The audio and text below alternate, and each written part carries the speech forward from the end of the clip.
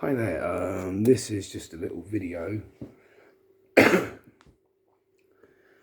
will go up on my personal YouTube channel, and when I receive permission may well go in Metal Knights of the Round Table if it makes it. Hi guys, this one is on my collection of non-reenactment tools and weaponry, which is why I'm waiting for permission.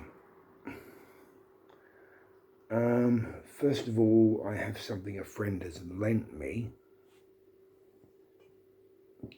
This is a Saxa. It's more like a cleaver, to be honest. It's nice and sharp. I've been doing a lot of wood crafting with this. It is very handy. So thank you, Josh, for lending me this. It's a lovely piece. It's very good for both whittling and shaping by hacking. So yeah.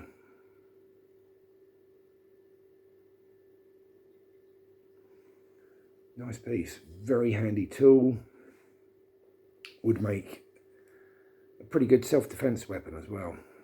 You could hold it like that to protect most of your forearm, and yep, okay, nice.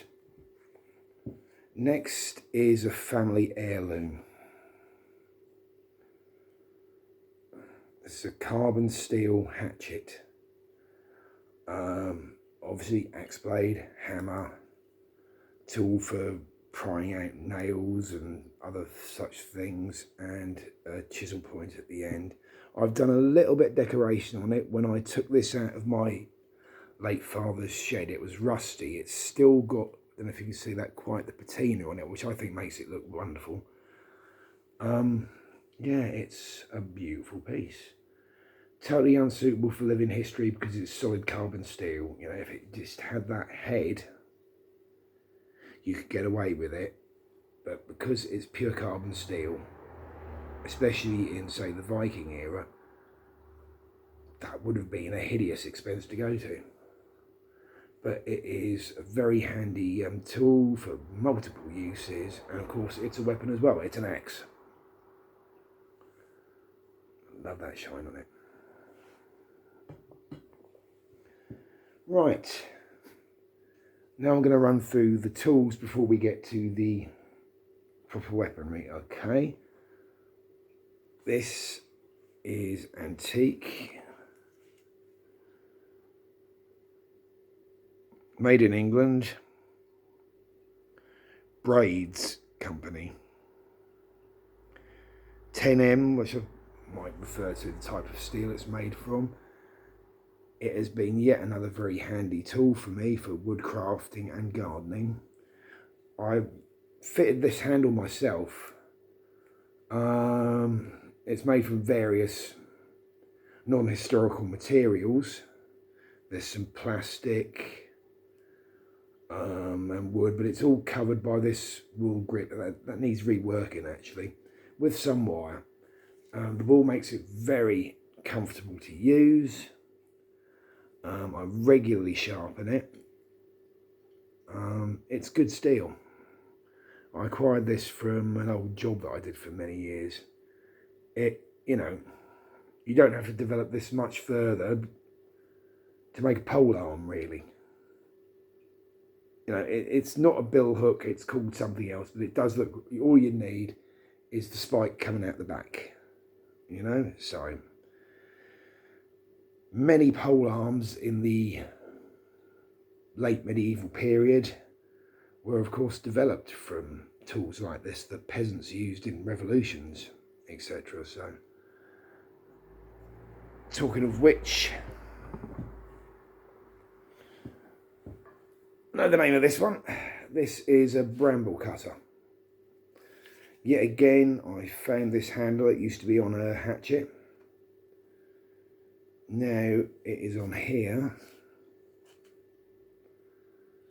And that is the bladed edge, so it's highly curved. It's used for slashing brambles and hedging. crudely. It's not a, oh look, that fits quite nicely there. But also to me it is remarkably similar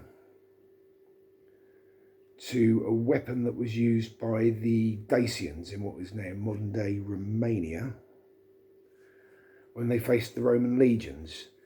It was called a falx. It was a two-handed weapon like that, and basically the Roman legionaries found that the point would go over their shield and straight into the helmet, and it is one of the only times in the history of Rome that they actually made an adjustment to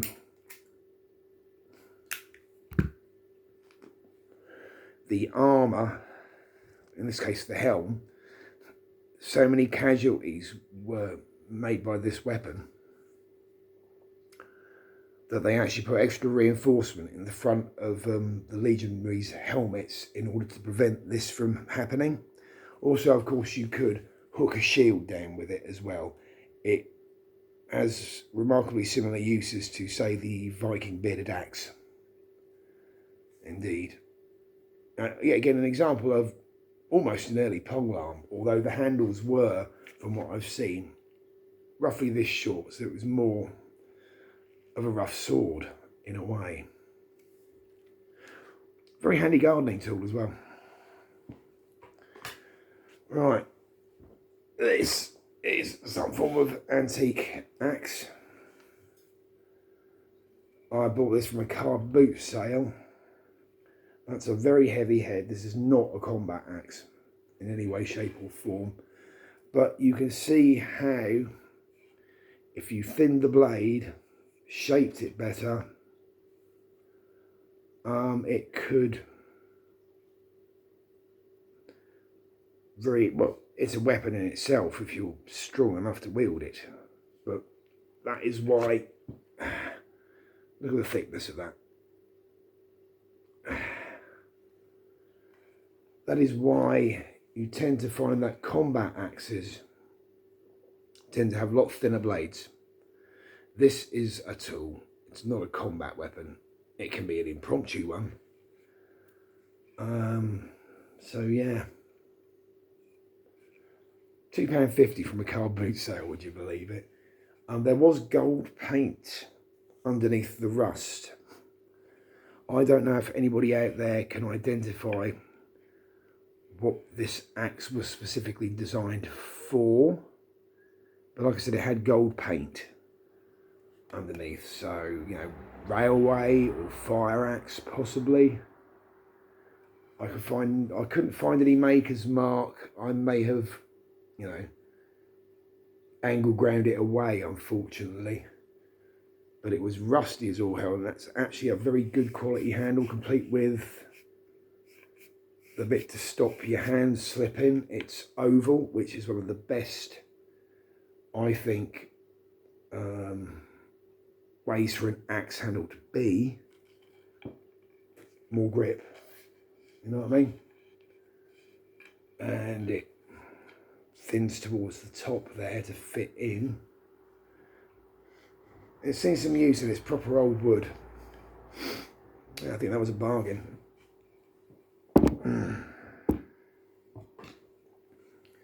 Right, I talked about this item in my last video that I made exclusively for Metal Knights of the Round Table Facebook group. I'm one of the admins. Basically, it looks at the more martial side of metal, mainly, and historical reenactment and living history, and perhaps even tales from history and mythology, if I decide I'm going to do that. Hi, Karina. This originally was, I've done some mild engraving on that side.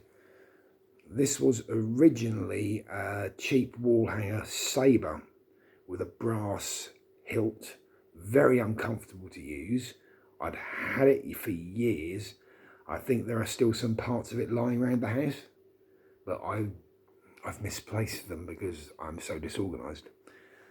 The handle was crafted by myself. There's a piece of jet and some bone inlaid there, and that was just a cheap junk ring with, yet again, I think a piece of jet or fake jet that I made into the hilt, and that was just a random bit of metal. Some engraving, and it's sharp. I would use this at a living history event to whittle wood, eat an apple, cut me cheese, cut me bread. Cleaning it between uses, of course, because this isn't actually the Dark Ages or the early medieval period. We know that hygiene is important, people. Yeah, if I can find the rest of that sabre, I might make some more knives at some point, because it is something I do. Yeah, in the case of the more up the blade parts of the sabre, the tang will have to be the full width of the blade, because I don't really have the capacity to cut metal that well at the moment. Hopefully I'll eventually be able to purchase myself a tool with which I can do that. And now for my last two. This, sorry about the lace all hanging around it, but I need somehow to hang it up.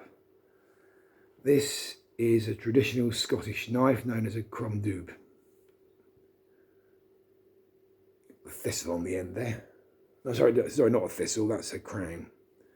So this is quite possibly either a copy of a military issue one, because they are issued to Scottish regiments, I do believe, or well, it's not genuine, I know that. It would have a maker's mark on the blade. It has no maker's mark, but it is a rather wonderfully crafted little item. It's single edge. The back has these sawtooth on it.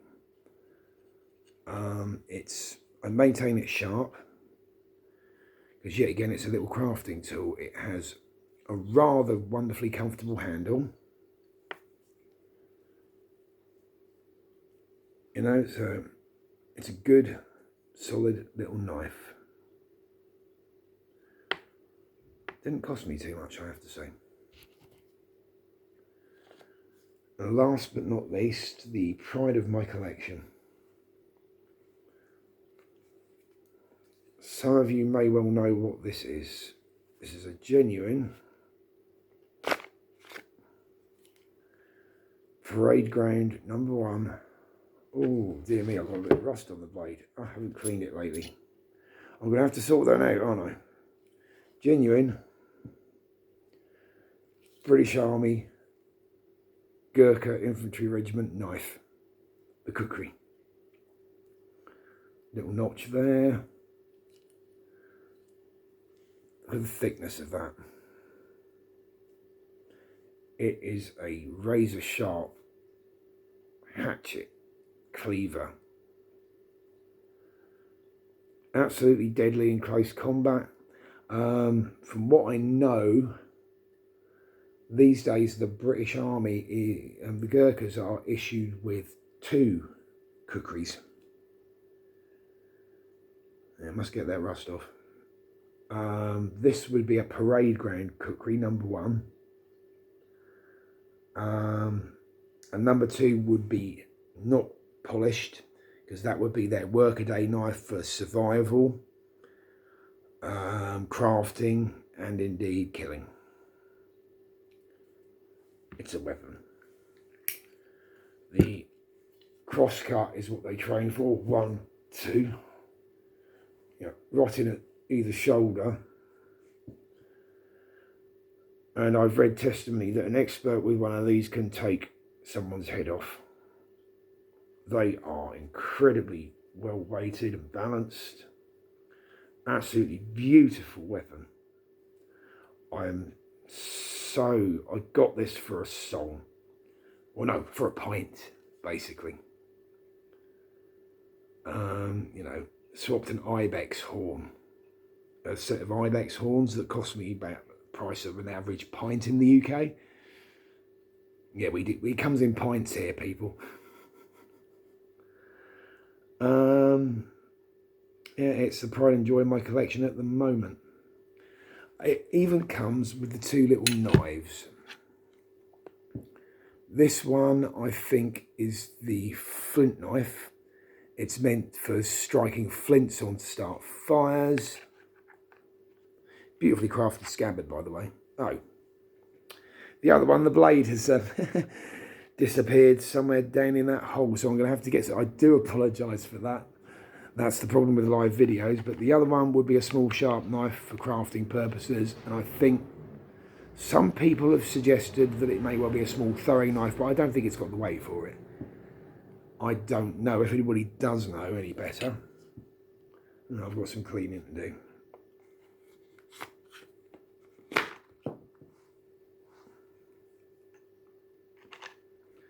So that is basically my collection of sharp weaponry and tools. Thank you very much for watching.